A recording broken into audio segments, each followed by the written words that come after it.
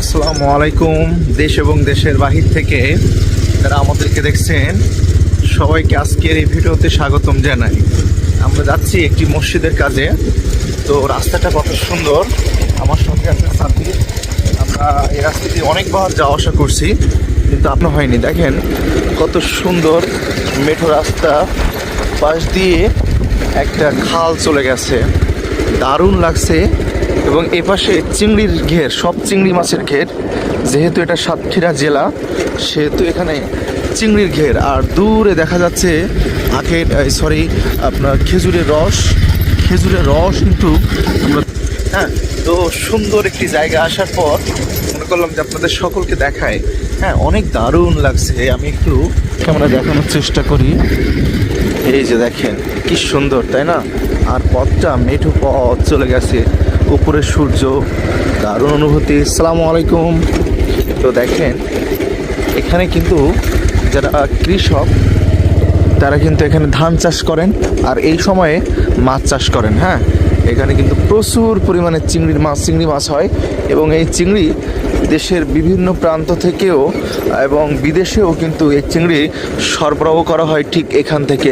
দেখেন আপনার চোখ যত দূর যাবে ঠিক তত দূর এই চিংড়ির চাষ এখানেই হয়।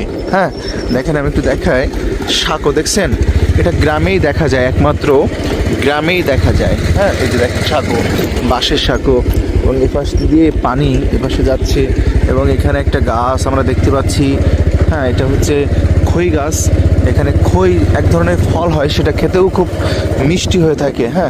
তো দেখেন কৃষকরা কাজ করছেন, দারুণ লাগছে। এই জন্য আপনাদেরকে এত সুন্দর একটা মুহূর্ত আমি দেখানোর চেষ্টা করছি। দেখেন এখানে শান্তি আর শান্তি, ঠিক এখানে বসবাস করলে কোনো শব্দ নেই, কোনো কোলাহল নেই, ঠিক একদম পাখির ডাকগুলো আমরা শুনতে পাচ্ছি। একদম নিট অ্যান্ড ক্লিন একটা পরিবেশ এখানে। দেখেন কত সুন্দর, তাই না? জীবন খুব সুন্দর। যদি চাওয়া এবং পাওয়া থাকে খুব ছোট, তাহলে জীবন আপনার কাছে খুব সুন্দরই মনে হবে।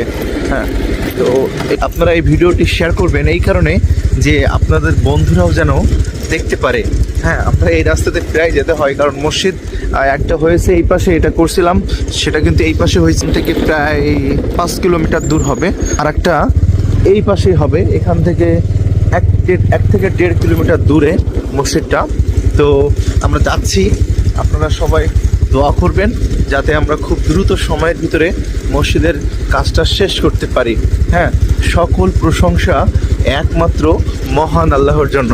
আমি একটু ব্যাক ক্যামেরা দেখেন।